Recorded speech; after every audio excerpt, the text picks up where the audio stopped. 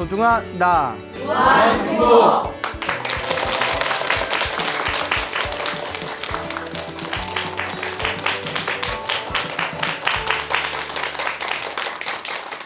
예, 만나서 반갑습니다. 예, 광우스미라고 합니다. 시간이 정말 빨리 흐르죠? 예, 벌써 오늘 2020년 1월 1일 새해가 시작되었습니다. 와, 축하드립니다. 예, 예. 한 살 더 늙었어요. 한 살 더 늙었습니다. 자, 그래서 올 한 해에도 우리 불자 여러분들 또 소나무 우리 팬 여러분들 항상 건강하시고 하시는 일마다 다 잘 되셨으면 좋겠습니다. 여러분 소원 성취하세요. 예. 근데 쉽게 안 되지. 예, 왜 우리 이렇게 소원을 성취하고 싶어도 쉽게 안 될까요? 왜 그럴까요? 복이 부족해서 그래요. 그래서 복이 부족해서 그렇습니다. 그래서 소원을 성취하고 싶다면, 행복을 얻고 싶다면 복을 많이 지어야 됩니다. 무엇을 많이 지어야 된다? 복을 많이 짓고 선업을 많이 짓고 공덕을 쌓아야 됩니다. 그러니까 올 한 해에도 복을 많이 지으시기 바랍니다. 네. 자, 여러분들 다들 결혼하셨습니까? 네. 벌써 했어요? 예, 결혼하셨어요? 네. 진짜? 나만 안 했네. 나만 안 했어. 예?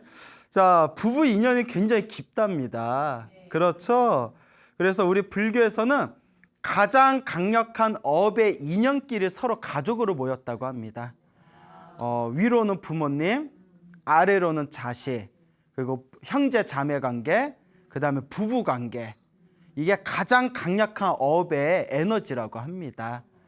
그런데 재밌는 게 위로 부모님하고 아래로 자식하고 오른쪽에 형제 자매는 다 혈연이에요. 그런데 유일하게 생판 혈연도 아닌 사람이 가족보다도 혈연보다도 더 깊은 어변으로 만난 게 부부관계라는 거예요.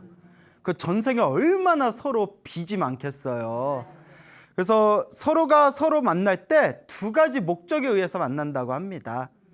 은혜를 위해서 만났거나 왼수로 만났거나. 그래서 여러분들 남편이나 아내를 다 떠올려 보세요. 인상 쓰지 말고 떠올리려니까 인상 쓰고 난리야. 그래서 딱 이렇게 한번 떠올려 보세요. 나는 다음 생에 내 남편이랑 내 아내랑 또 결혼할 거야 라는 마음이 들면 은혜로 만난 거예요. 그러니까 다음 생에도 또 만나고 싶은 거예요. 근데 지금 이 순간 나 다음 생에 내 남편이랑 내 아내랑 또 만나서 결혼할 거야 생각하는 순간 개뿔 뭐 이런 생각이 들면 싫어 라는 생각이 들면 뭘로 만난 사이다?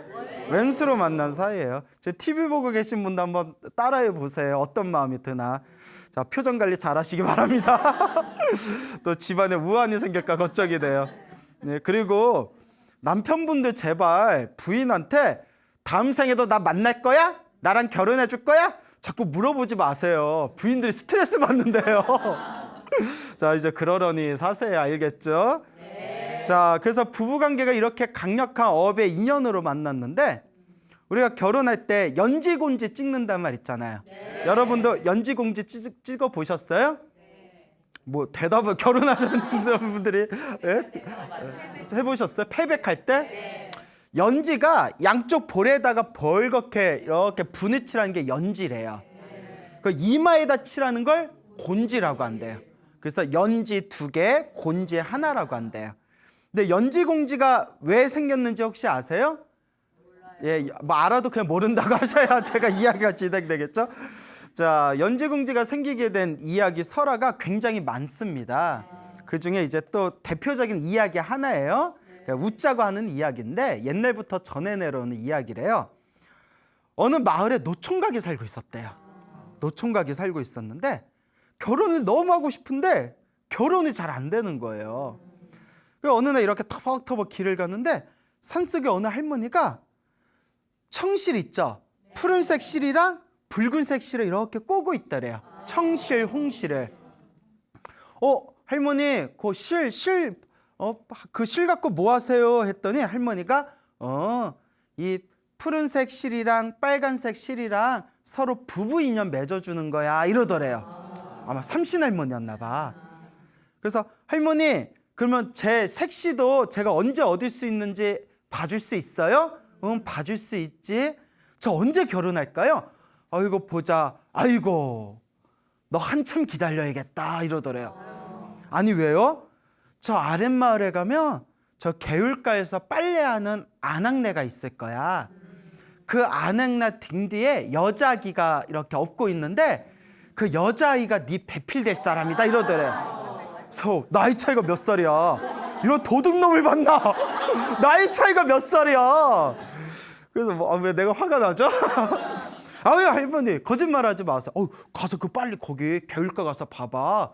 그 아낙네가 업고 있는 그 애기가 네 배필감이야. 혹시나 하고 후다닥 뛰어갔대요. 딱 가서 봤는데 개울가에 아낙네가 막 빨래를 하고 있더래요. 빨래를. 그리고 딱 가봤더니 애기가 진짜 등 뒤에 이렇게 애기가 여자의 갓난 애기가 막 까르르 이렇게 놀고 있는 거예요. 엄마 등에 업혀가지고. 그래서 순간 눈앞에 뭐가 셨나 봐요. 제가 클 때까지 결혼을 못한 말이야? 내가 저 녀석이 클 때까지 내가 결혼을 못한단 말이야? 나라면 기다려줄 수 있을 것 같아요. 그렇죠? 예? 분위기 이상해지네요. 아니 좀 기다리면 되지. 한 20년 넉넉 잡고 20년? 기다리면 되겠네요. 자, 그런데 이 남자가 미쳐가지고 짱돌을 들어가지고 애기 머리를 딱 친 거야. 왜냐? 그 애기가 죽어야 자기가 다른 배필을 빨리 만나니까. 애기 이마를 딱 친 뒤에 도망을 갔어요. 후다닥 도망을 갔는데 이거 진짜 못된 놈이죠. 행여라도 따라하면 돼요, 안 돼요? 안 돼요. 쓰레기예요. 알겠죠? 예. 자, 그래서 한참 세월이 지난 뒤에 이 노총각이 엄청 큰 부자가 됐대요. 큰 부자가 됐는데도 부인이 있더라 없더라? 부인이 없더래요. 이제 나이가 들어가지고 아휴, 내 결혼 한번 못 해보고 죽는구나 싶어가지고 이렇게 이제 자포자기하고 있을 때 아랫마을에 웬 심성이 착한 여자가 있는데 아직도 결혼을 못하고 있는 나이가 찼는데 결혼을 못하고 있는 그런 아가씨가 있는데 그 아가씨도 결혼을 못하고 신랑을 못 만나서 결혼을 못하고 있으니 혹시 부잣집에서 노총각 부잣집에서 혹시 데려가겠어? 라고 중매가 들어온 거야. 대충 눈치가 채워지죠? 네. 아유 나야 좋지. 아유 근데 아가씨가 심성은 정말 곱고 착한데 좀 얼굴이 그래요. 아우 나 외모 보는 사람 아니라고. 여자가 마음만 착하면 되지. 예, 그래서 여러분 남자가 여자가 마음만 착하면 되지 다 필요 없다고. 거짓말입니다. 남자는 늙어 죽을 때까지 외모를 본다는 심리학에 근거 있는 가설이 있습니다. 물론 저는 아니에요. 저는 스님이니까. 왜 비웃어? 장난이에요. 예, 장난이에요. 자, 그래서 이제 그 아가씨하고 이제 결혼을 했어요. 결혼을 딱 해서 첫날 밤이잖아요. 첫날 두근두근 첫날 밤. 딱 머리를 이렇게 싹 이렇게 이제 모자에 벗겨주고 머리를 가리고 있는 비단천에 딱 벗겨내리는데 시뻘겋게 양쪽 보라고 이마에다가 뻘겋게 화장을 한 거예요. 깜짝 놀라서 분을 막 시뻘겋게 발라가지고 색시야 왜 이렇게 얼굴에다가 멀겋게 화장을 했냐 했더니 실은 어렸을 때 웬 이상한 남자가 개울가에서 어렸을 때 제 이마를 돌로 때려가지고 제가 얼굴에 큰 상처가 나서 그걸 가리려고 제 얼굴에다 이렇게 분을 화장했습니다. 제발 저를 내치지 마세요 라고 하는 거예요. 이 노총각 남편이 깜짝 놀라더니 그때가 언제였냐. 예, 어머니가 말씀한 거에 의하면 언제 때쯤에 몇 년 전에 언제 때쯤 저 아주 갓난애였을 때 일어난 사건이었습니다 해서 딱 짚어봤더니 자기가 짱돌로 때렸던 그 여자였던 거예요. 그때 아이고 미안하다 하고 그 자리에서 이 노총각이 대성통곡을 하더래요.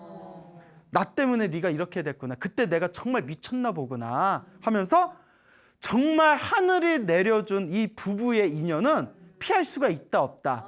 피할 수가 없구나. 그동안 얼마나 마음고생이 심했냐.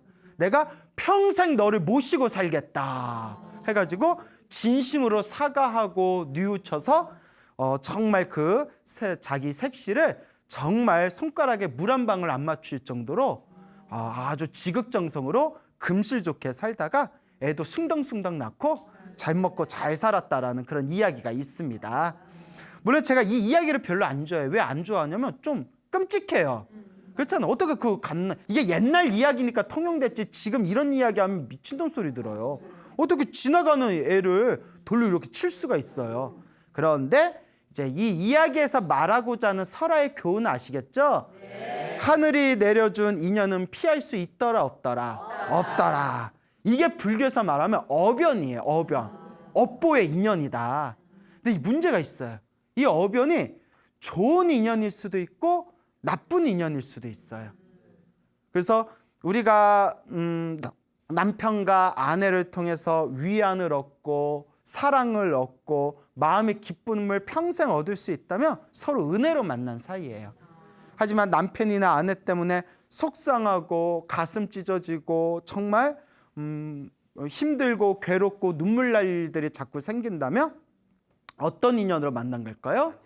악연, 나쁜 인연으로 만난 거예요. 결국 이것도 누가 지은 어변이다?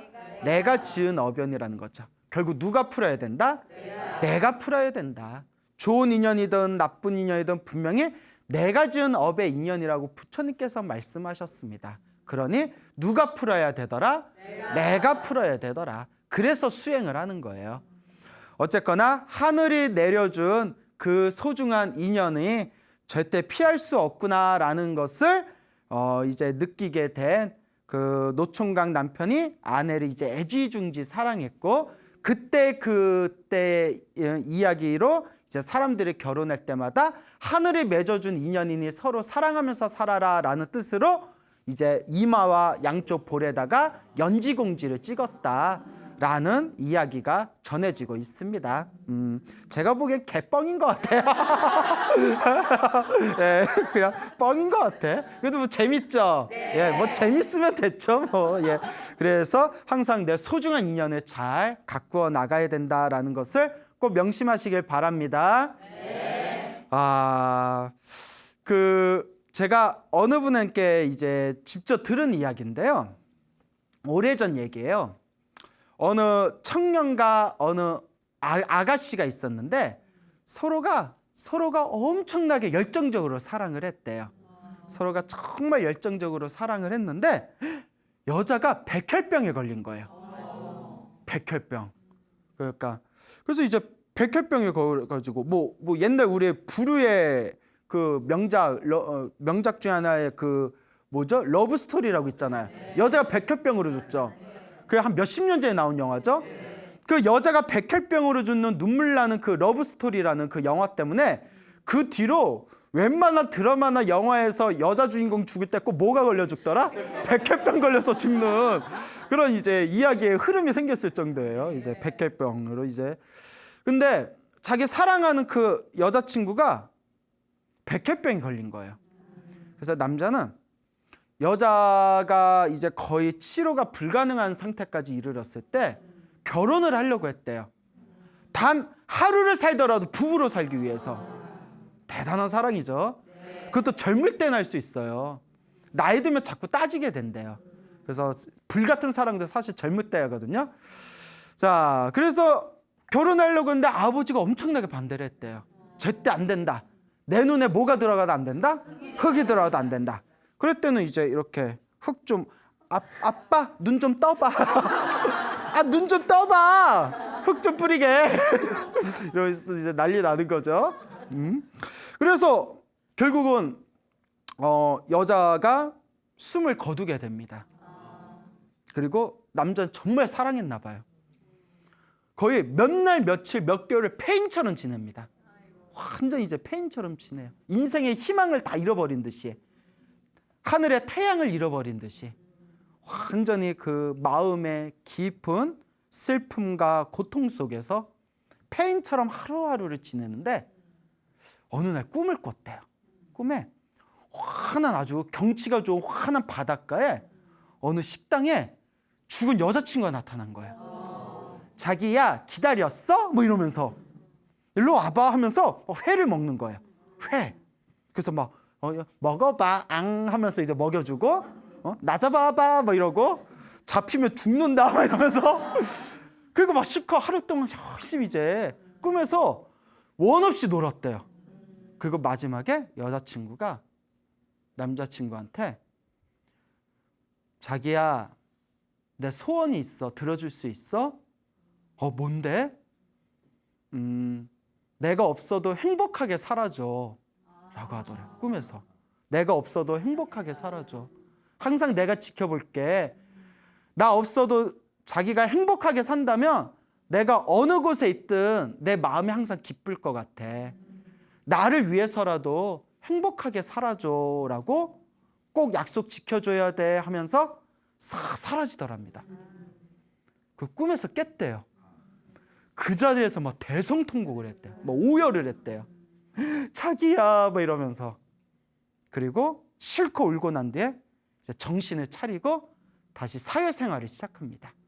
꿈에서 여자친구와 약속했잖아요. 근데 평범하게 사회생활을 열심히 하면서도 결혼할 생각이 안 생기더래요. 너무나 사랑했던 그 여자와의 기억이 있기 때문에 이제 자기가 다른 사람처럼 평범하게 다른 여자를 만나서 결혼 생활을 하기가 어려울 거다라는 생각을 했답니다. 이제 집안에서 자꾸 이제 아들이 노총각이 되어가니까 보다 못해서 계속 선을 봐라 했는데도 계속 거절을 했대요. 싫다 하다가 결국 집안의 완강한 이제 집안의 강요에 의해 가지고 정말 어쩔 수 없이 선보러 나갔대요. 선보러 딱 나가가지고 서로 이렇게 얘기하고 뭐 가서 밥이나 먹을까요? 뭐 밥은 먹이고 보내야 되니까. 그래서 밥 먹으려고 딱 앉아서 여자하고 이렇게 밥 먹는데 너무 경치가 익숙하더래요. 그래서 너 여기 내가 예전에 왔었나? 왜 이렇게 익숙하지? 어디지? 하다가 깜짝 놀랐대요. 거기가 어디였다? 꿈속에서 여자친구랑 놀았던 그 식당이었던 거예요. 그 바닷가. 가슴이 와르르르 무너지면서 인연인가 보다. 이게 아마 인연인가 보다 해서 그 자리에 왔던 그 식당에서 만났던 아가씨하고 본격적으로 교제를 했대요. 그래서 결국은 지금은 결혼해서 굉장히 잘 살고 있답니다. 참 묘하죠? 정말 무슨 옛날 영화 천녀유혼에서 나올 법한 이야기죠? 그래요? 근데 이게 호러 버전도 있어요. 호러 버전, 공포 버전. 여자친구가 백혈병으로 죽었어. 떠나보냈어. 그런데 사귀는 새로운 여자친구 족족 다 죽는 거야. 그래서 너무 무서워가지고 구슬했더니 갑자기 무당의 얼굴이 확 바뀌면서 죽었던 여자친구 얼굴로 바뀌는 거예요. 내가 널 두고 그냥 갈 줄 알아! 막 이러면서 라는 공포 버전도 만들어낼 수가 있겠죠. 미안해요. 예. 근데 지금 드린 말씀은 그 아름다운 이야기 있죠? 식당에서 만난 그 아름다운 이야기는 실제 겪었던 일입니다. 저한테 직접 해주신 얘기예요. 그래서 제가 너무 신기하다. 정말 신기하다. 이 세상에는 과학으로 풀어낼 수 없는 묘한 불가사의한 신비의 세계들이 있구나라는 생각이 들었습니다. 정말 묘하죠? 네. 자, 그리고 이와 또 비슷한 얘기인데 지금 이름만 대면 알만한 아주 유명하신 그 교수님이 계세요.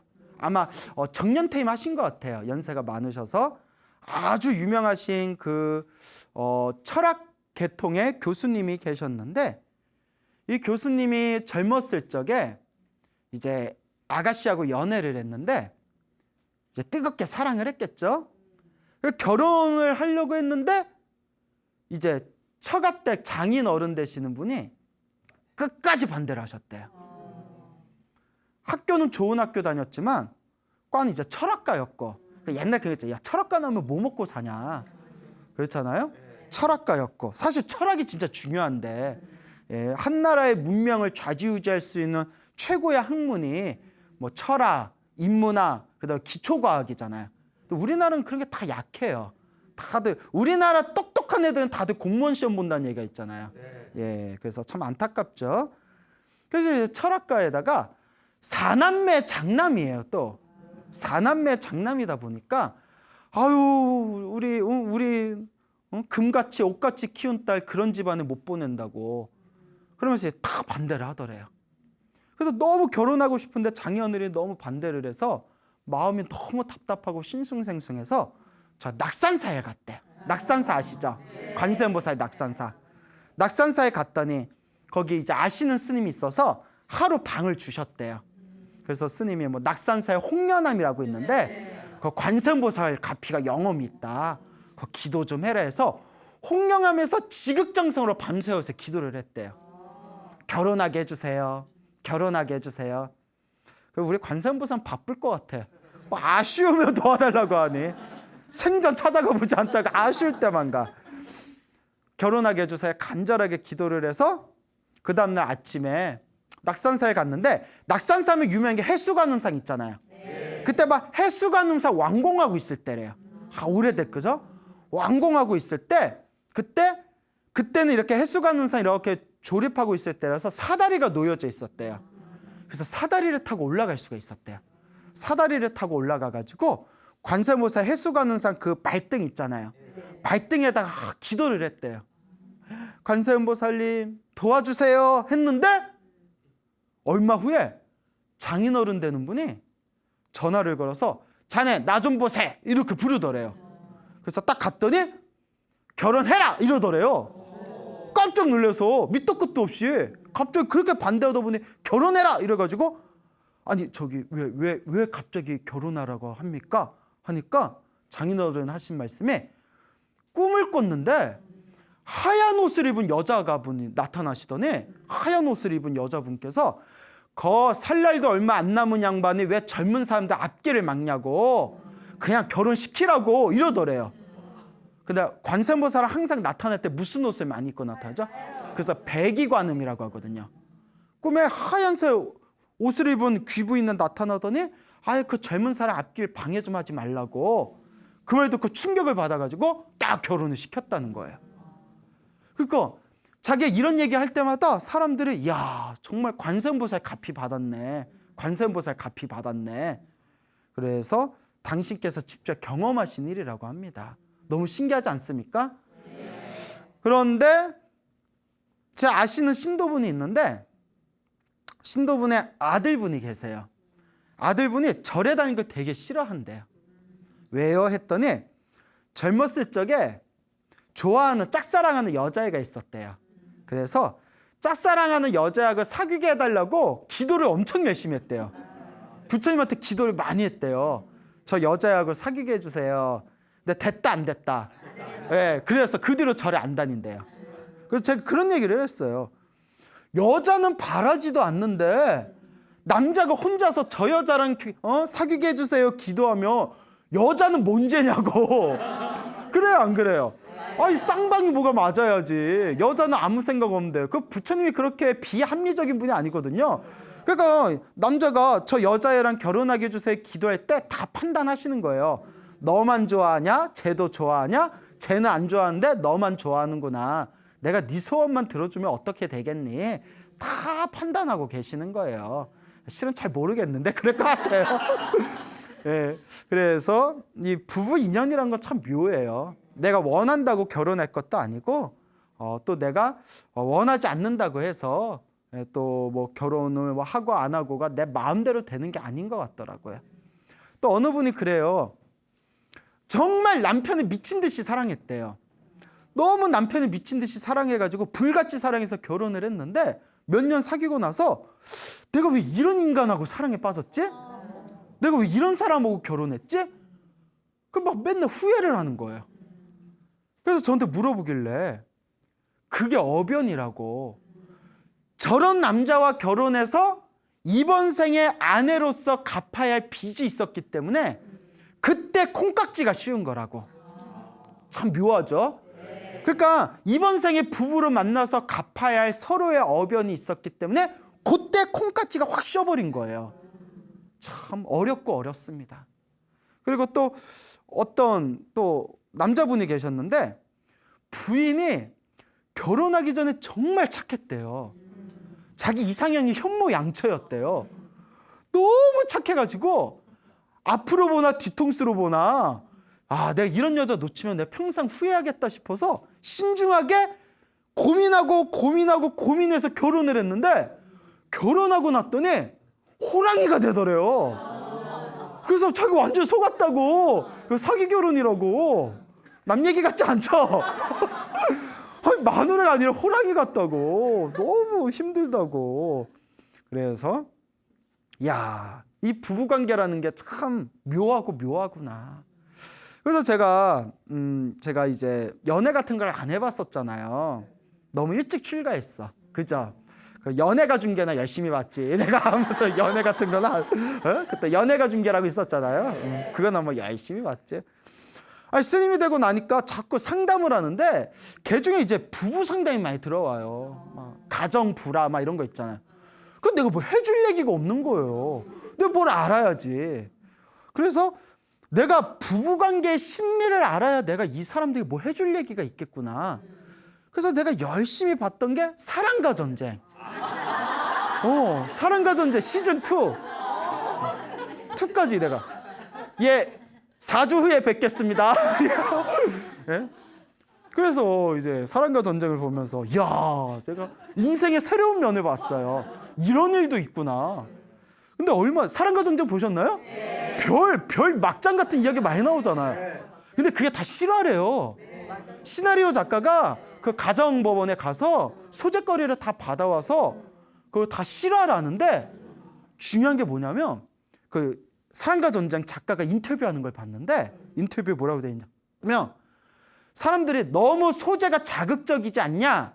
시청률 올리려고 너무 뭐 MSG라고 하자. 양념치는 거 아니냐? 소재가 너무 자극적이다 하니까 요 시나리오 작가가 하는 얘기가 솔직하게 얘기하는데 실제 있었던 일은 이것보다 더 심하대요. 그분 말씀 이거예요. 훨씬 더 심한데 있는 그대로 하면 사람들이 안 믿을까 봐 일부러 줄인 거래요. 야, 이 정도로 우리 인생 사는 게 참 복잡해요. 참 어떻게 그렇게 사랑해서 만났는데 그렇게 서로 가슴에 상처기를 내고 그렇게 헤어지고 그렇게 남남이 될 수가 있어요. 그래서 내가 뭘 안 한다? 결혼을 안 한다. 그래요. 넘어가세요. 예. 자, 그래서 우리 삶에는 이렇게 수많은 서로의 우여곡절이 있습니다. 그러면 우리 불교에서는 마음에 맞지 않는 이 부부관계는 어떻게 풀어나가야 되느냐? 첫째, 내 업이러니 생각하고 빚을 갖고 수행하는 마음으로 살아가는 거예요. 남편이 말 날 힘들게 하면 아유, 전생에 내가 저 사람한테 빚진 게 많아서 내가 전생에 저 사람을 너무 괴롭혀가지고 이번 생에 내가 그 업보를 받나 보다. 그래, 이 업을 풀자. 이런 마음으로 살아가고, 부인이 나를 너무 힘들고 괴롭히게 하면 아유, 전생에 내가 저 마누라한테 빚진 게 많아가지고 이번 생에 내가 빚 갚으러 만났나 보구나. 이번 생에 잘 풀자. 이런 마음으로 닦아나가는 거예요. 근데 중요한 게 뭐냐면 미워하고 원망하고 싸우면 싸울수록 악연의 뿌리가 더 깊어진대요. 그래서 불교에서 뭐라고 이야기하느냐? 다음 생에 또 만난다는 거예요. 상상해 보세요. 그 인간을 또 만나. 그래서 불교에서는 다음 생에 좋은 인연으로 만나고 싶으면 이번 생에 뭐 하는 수밖에 없다? 그 빚을 잘 풀 수밖에 없다. 그래서 원망하지 말아라. 원망하지 마라. 그런 인간을 만난 것 자체가 누구 업이다? 내 업이라는 거예요. 내 업이라는 거예요. 그러면 이제 두 번째, 도저히 안 될 때에는, 도저히 안 맞을 때, 도저히 한 공간에서 숨쉬기도 힘들 때에는, 예를 들어 막 남편이 막 폭력을 휘두른다든가 막 이런 경우 있잖아요. 이럴 땐 진짜 안 되거든요. 막 애들한테 폭력 휘두르고 막 이제 막 손찌검하고 하면 그건 진짜 선을 넘은 거예요.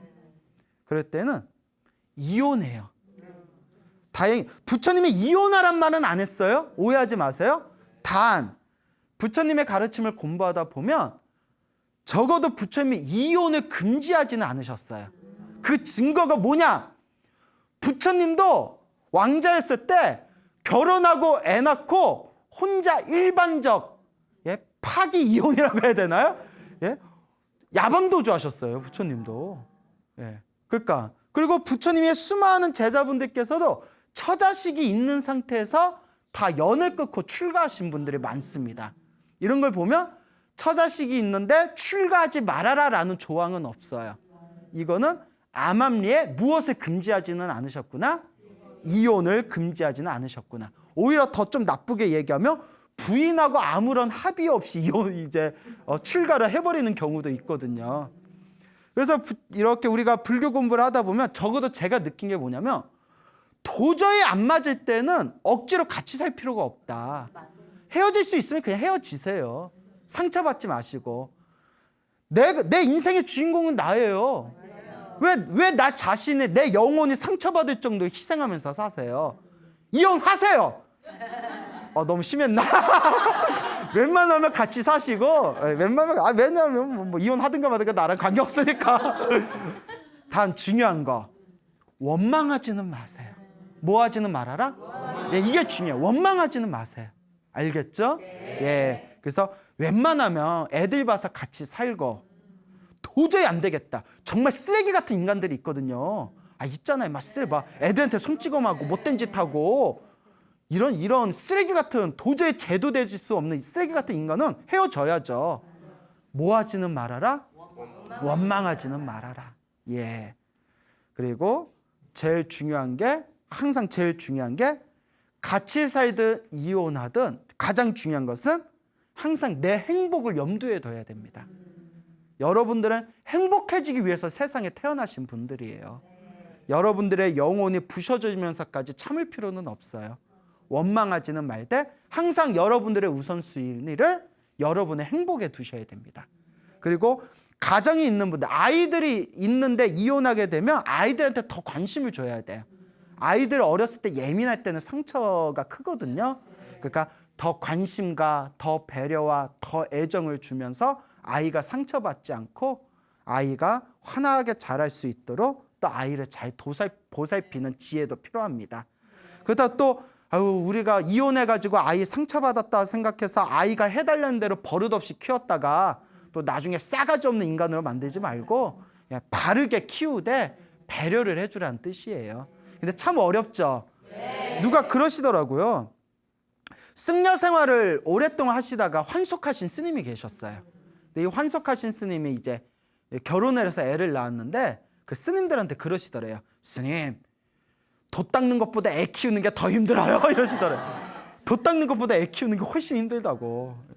그래서 이제 그런 얘기를 이렇게 우리 주변 분들 얘기 들어보면 낱말이 아닌 것 같다라는 생각이 듭니다. 하여튼 부부관계가 이렇게 묘합니다.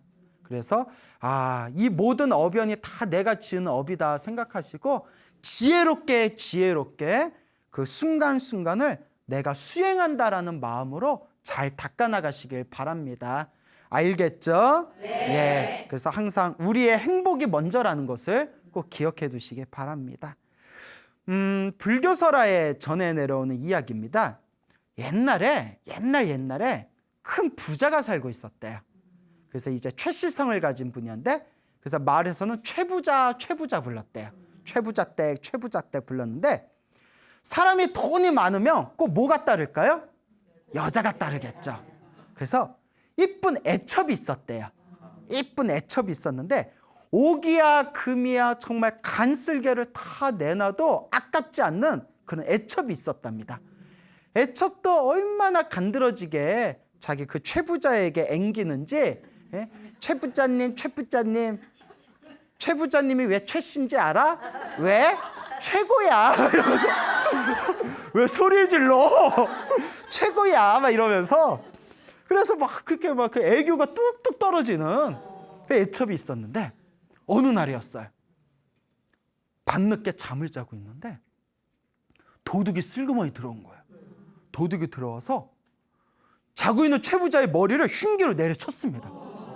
그 막 피범벅이던 거예요. 그래서 최부자가 이제 정신을 잃었는데 그 사이에도 가까스로 이렇게 정신을 차리고 눈을 떴더니 도둑이 자기 금고통을 막 금고를 뒤지고 있더래요. 그리고 여기서 같이 옆에서 자고 있는 애첩이 걱정돼서 내 애첩도 큰 변을 당한 거 아닌가 봤는데 웬걸? 도둑놈 옆에서 같이 금고를 뒤지고 있는 거예요. 애첩이.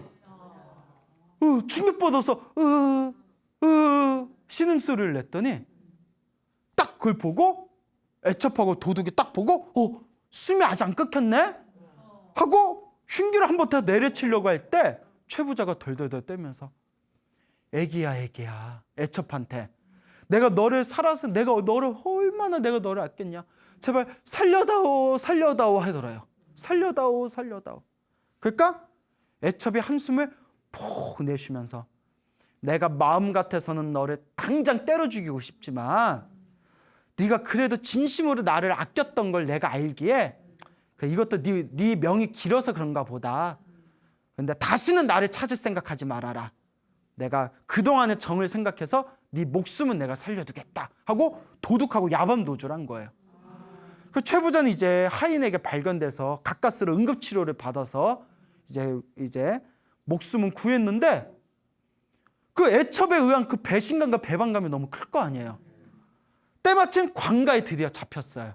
관가에 잡혀서 애첩과 그 도둑이 사형을 당합니다. 사형을 당해요.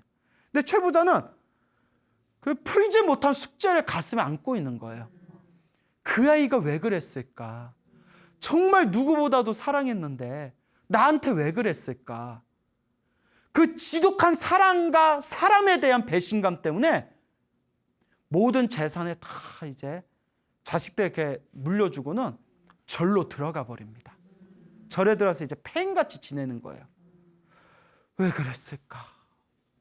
그 애가 나한테 왜 그랬을까? 그 애첩이 나한테 왜 그랬을까? 도대체 내가 뭘 잘못했길래 나한테 왜 그랬을까? 그냥 절의 방 구들이 그냥 꺼져 내려갈 정도로 한숨을 푹 내쉬니까 지나가던 큰 스님이 보다 못해 불렀대요. 이보게 최부자, 지금부터 아침에 눈 뜨면 저녁에 잠들 때까지 오직 관세음보살을 불러라. 오직 관세음보살을 부르고 관세음보살을 계속 부르다 보면 너와 그 애첩에 왜 이런 원한 관계가 생겼는지 반드시 저절로 알게 될 것이다.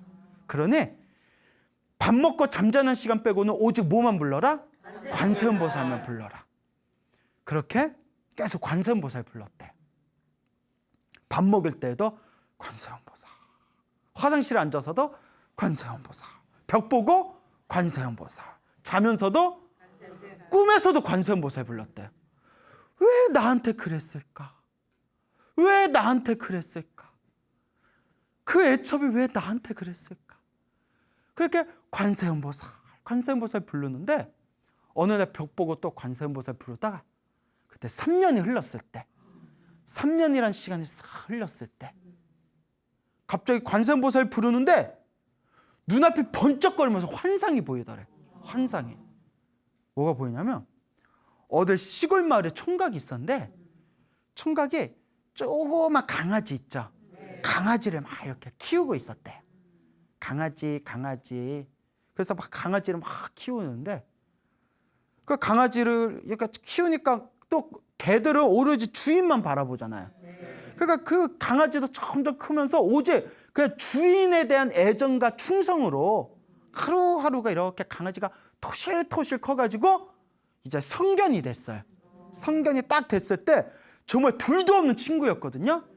그런데 복날이 왔어요. 복날이 왔어요. 그 옛날 사람도 좀 그런 게 있었잖아요. 그 집에서 그렇게 키우던 그 강아지 때부터 옹냐옹냐하고 키우던 그 개를 사실 그 총각 주인은 복날을 먹일 식량으로 생각했던 거예요. 하지만 개한테는 주인이 뭐였을까요? 하늘이고 땅이에요. 개한테는. 그래서 오래 주인만 보면 눈에서 하트 뿅뿅뿅 나오던 이 개를 이제 끌고 개울가에 가는 거예요. 룰루랄라 개울가에 갈까. 개는 이제 주인하고 산책하니까 저도 개 키워봐서 아는데 개의 가장 큰 행복이 주인하고 노는 시간이래요. 개 끄고 개울가에 갔는데 이 개 눈에 저기 이제 사람들 있고 뭐 장작 피우고 솥에다 물 벌벌 하고 저 된장하고 막 깻잎 있고 옛날에는 좀 그랬잖아요. 그 개가 뭐지? 뭐 먹나? 그 개를 묶어놓고 개를 잡은 거예요.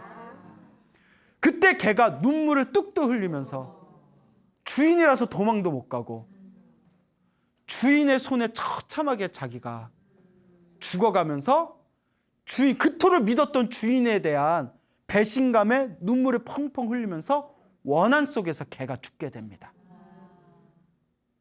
그때 최부자가 무릎을 딱 쳤던 거예요.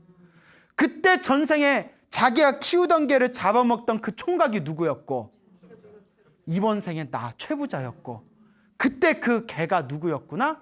이번 생에 애첩이었구나. 애첩이 복수하러 온 거였구나. 눈물을 펑펑 흘리면서 내 탓이었구나, 내 탓이었구나. 모든 게 누구 탓이었구나? 내 탓이었구나 하면서 드디어 머리를 깎고 출가하고 평생 동안 전생의 개였고 이번 생의 애첩이었던 그 여자를 위해서 평생 기도를 해주면서 평생 일체 모든 중생이 행복하게 해주세요라는 마음으로 평생 염불하고 수행하셨다는 그런 일화가 전해지고 있습니다. 어떻게 보면 끔찍하죠. 참, 이 인과 업보가 무섭습니다. 나를 정말 힘들고 괴롭게 하는 사람이 옆에 있다면 한번 이렇게 생각해 보세요. 전세 개였나? 괜히 원인 없이 아무런 이유 없이 내 앞에 나타난 인연이 있다 없다. 모든 것이 다 누구의 어변이었구나? 나의 어변이었구나. 여러분 꼭 기억해 두십시오. 행복도 불행도 누가 지은 업이다? 내가 지은 업이고, 좋은 인연도 나쁜 인연도 누가 지은 어변이다? 내가 지은 어변이다. 이 세상에 결코 우연은 없다. 모든 게 다 나의 인연법이더라 라는 걸 명심하시기 바랍니다. 그래서 앞으로 2020년 새해를 맞이해서 우리 불자님 그리고 소나무 팬 여러분들께서도 내 앞에 펼쳐진 모든 인연이 다 내가 지은 업의 인연들이었구나 라는 것을 명심하시고 빚을 갚고 숙제를 푸는 마음으로 열심히 마음 수행하셔서 여러분들의 삶을 아름답게 바꿔나가시길 바랍니다. 여러분 행복해지고 싶습니까? 네. 행복한 삶을 창조하고 싶습니까? 네. 복을 지으십시오. 선업을 지으십시오. 공덕을 쌓으십시오. 복과 선업과 공덕의 힘이 여러분들을 진정한 행복의 길로 이끌어 줄 것입니다. 여기서 마치겠습니다. 소중한 나 무한행복.